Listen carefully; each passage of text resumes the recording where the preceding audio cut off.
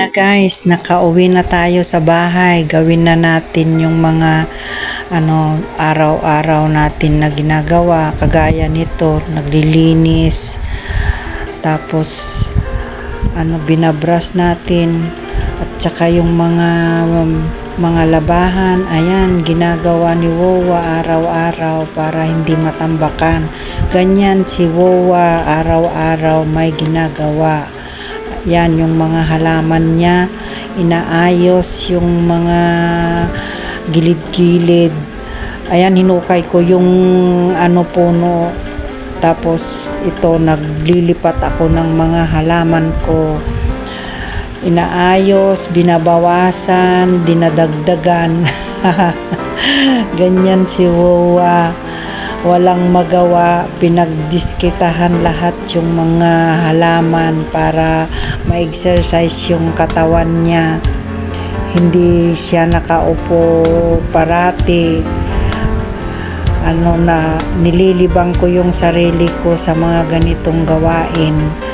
At least maayos, malinis, magandang tingnan. Diyan ako masaya talaga sa araw-araw kong ginagawa. Ayan, ililipat na naman niya yung red Congo niya kasi sobrang liit, hindi na siya makahinga at saka hindi siya lumalaki yung dahon. Kasi yung iba kong nakikita sa mga kaibigan ko, ang gaganda, samantalang yung sa akin na tanim, hindi ko mapaganda talaga. Mga mag-isang taon na yan, hindi pa siya lumalaki, kaya namroblema talaga si Wowa. Kaya ilipat ko muna siya, baka sakaling gumanda, kaysa pinapabayaan ko lang. Minsan nakikita ko yung mga nasa kapitbahay, ang gaganda ng mga halaman nilang philodendron. Number 1 ko yan na gusto, yung red Congo, at saka yung nabili ko sa Baguio. Ay, nabulunan pa ako sa laway ko guys. Pasensya na, ganyan talaga. Tumatanda na tayo, kaya medyo na maraming lumalabas na mga sa ating buhay.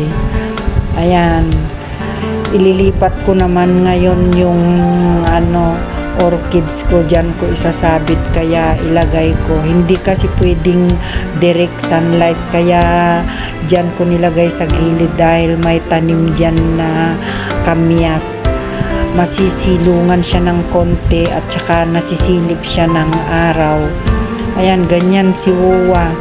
Ang daming mga naiisip na ginagawa para malibang siya. Hindi ko kasi hilig yung lumalabas na gumagala sa labas. Pag may importante, yun lang. Ayan, umuulan ngayon dito sa Antipolo, kaya ganyan, madilim. Araw-araw guys na makulimlim. Ayan, si George, inaaliw-aliw ko dyan lang sa may harapan kasi gusto niyang lumabas. Kinakantahan ko siya ng rain, rain, go away. Kaya nangingiti-ngiti siya. Gusto niya talagang tumakbo sa labas guys. Kaya inaaliw-aliw ko talaga siya dyan sa labas lang. O sige na guys, bye-bye na. Salamat. Ingat na lang.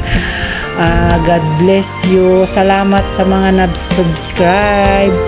Pa-subscribe lang guys. Salamat sa inyong panonood sa mga vlogs ni Wowa. Suportahan niyo siya. Bye-bye. Ingat-ingat. I love you guys. Bye bye. Ayan, ayaw paawat si George gusto niya talagang lumabas kaya kinakanta-kantahan ko lang siya para nakikita naman niya na umuulan talaga kaya hindi rin niya ako mapilit kasi ayan siya okay, bye bye guys, love you guys, bye bye.